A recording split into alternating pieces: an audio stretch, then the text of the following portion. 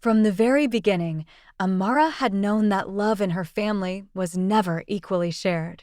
Her mother always had a way of looking at her with sharp eyes, as though she owed her something just by being born first. From the time Amara turned 16, studied accountancy, and got her first job, her mother made sure the family bills fell squarely on her shoulders. "Amara, you're working now. Your sister should focus on her studies. You can handle the rent, the water, the light bills." "What kind of sister would you be if you didn't?" her mother would say, as if responsibility was stitched into her birth certificate. Her younger sister, Chisholm, grew up spoiled on that excuse. Where Amara tightened her belt to pay bills, Chisholm tightened hers to show off her tiny waist in the latest clothes. And yet, despite Amara's sacrifices, her mother still found ways to make her feel second best. Chisholm was the darling, the pretty one, the one who needed protection. But in life, the one thing Amara had that was truly hers was her husband, Emeka. He was her safe place, her comfort, her proof that despite her family's coldness, she was worthy of love. She trusted him with everything, told him everything. And tragically, she also told her sister everything. Every detail of her marriage, even the sacred ones. It started innocently enough. "Chisholm is my sister," she reasoned. "What harm can it do?" But it was harm. Big harm. She told Chisholm how Emeka loved her, how he touched her, how his manhood looked, how he made her feel like a woman. It was like handing her sister a roadmap to temptation, and Chisholm, with jealousy buried deep in her bones, followed it like scripture. One evening, Emeka came home with a troubled look. "Amara," he said carefully, "I don't like the way your sister looks at me. It's strange." Instead of listening, Amara bristled. "Are you saying my sister is wayward? Are you insulting my family?" "Emeka, don't bring nonsense into this house." That night ended with slammed doors and cold shoulders, a wedge driving between them while Chisholm's shadow grew longer. And then it happened. Chisholm, who knew Amara's routine like the back of her hand, waited for the day her sister left for the market. She crept into Amara's home, found Emeka in the shower, and with a wicked heart, stripped bare. She slipped into the bathroom, water hissing like a secret. Emeka turned and froze, then bolted out in panic, wrapping himself with a towel. But Chisholm was relentless. She chased him into Amara's bedroom, pressing herself against him. He tried to shove her away, but in the struggle they stumbled. Bodies collided, gravity betrayed him, and before he even realized it, he was on top of her. And that was the very moment Amara walked back in, having forgotten her purse. What she saw shattered her. Her husband, her Emeka, on top of her sister, both naked, the betrayal painted in sweat and skin. Rage surged through her like fire. She screamed, threw everything her hands could find: pillows, vases, curses sharper than knives. Her chest ached, her heart pounded, her soul cracked. She chased them both out of the house like enemies. Emeka pleaded, "Amara, please. It's not what you think." But her ears were closed, her eyes blinded by betrayal. She spat venom, called him names, told him he was filth. Chisholm, meanwhile, played the victim, twisting tears out of her eyes, whispering poison in their mother's ear. And her mother, of course, took sides, not Amara's. Never Amara's. Nights passed, and Amara lay broken, staring at her empty ceiling. Emeka, too, was shattered, begging, calling, apologizing for something he didn't do. But she would not listen. She thought she knew what she saw. Word spread faster than wildfire. Chisholm wasted no time rushing to their mother with crocodile tears in her eyes.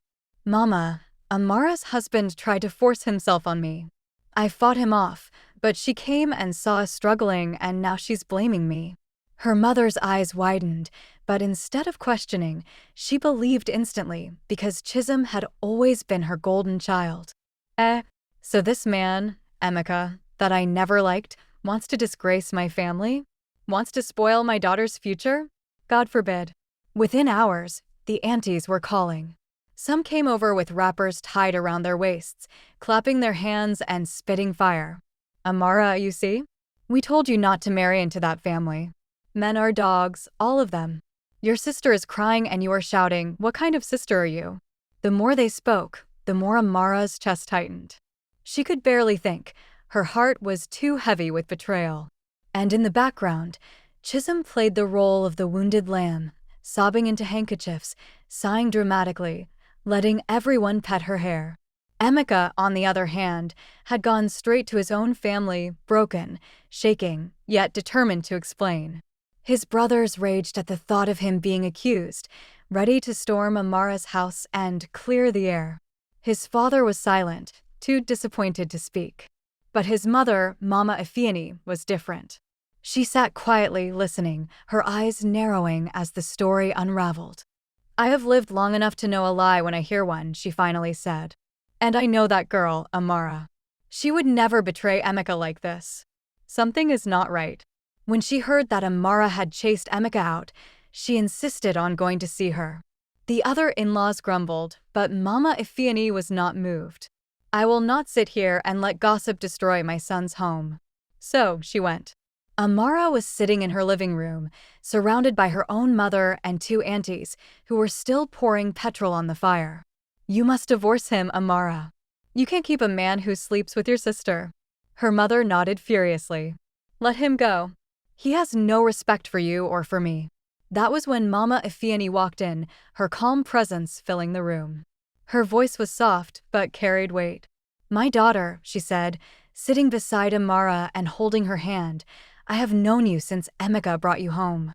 You are like my own child. I know the kind of woman you are. And I also know the kind of son I raised. I beg you, don't let anger finish what love has built." Tears rolled down Amara's cheeks, her heart pulling in two directions. Her mother snapped, "So you came here to defend your son, Abi? You people want to cover his shame." One of the aunties hissed. Typical in-laws. Always supporting their son even when he is wrong. But Mama Ifeanyi didn't raise her voice. She simply squeezed Amara's hand and asked, "My daughter, did you check the cameras in this house?" The room fell silent. Amara froze. Cameras. She had completely forgotten. They had installed CCTV months ago after a break-in in the neighborhood. She hadn't even thought about it in her anger. Her aunties blinked. "Camera coup?" Her mother frowned. "What camera again?" But Amara's heart was suddenly racing. She excused herself, her hands trembling as she went to the study where the monitor was kept. One by one, she clicked through the footage of that cursed day. And there it was, clear as daylight. Chisholm sneaking into her bedroom, undressing with calculated ease. Emeka jumping in shock, rushing out of the bathroom with nothing but a towel. Chisholm pressing herself on him, chasing him into the room. The struggle, the stumble, the fall. It all played out like a movie, and the truth hit Amara so hard she nearly collapsed. Her sister. Her own blood.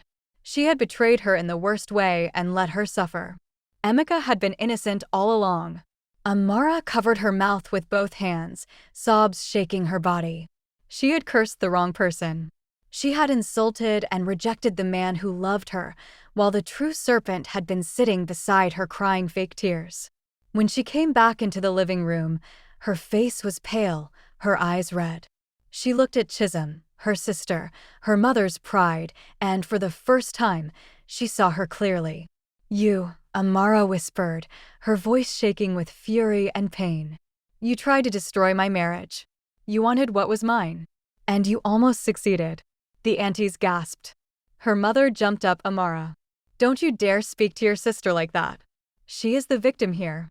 But Amara cut her off, her voice rising like thunder. "Victim? Mama, open your eyes. Your favorite daughter went after my husband, and you helped her cover her shame. All of you, every single one of you, sat here and condemned me without even asking for proof. If not for Mama Ifeanyi, I would have lost everything." Chisholm's fake tears dried instantly.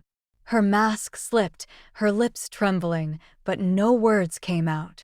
And in that moment, Amara knew this was only the beginning of a storm.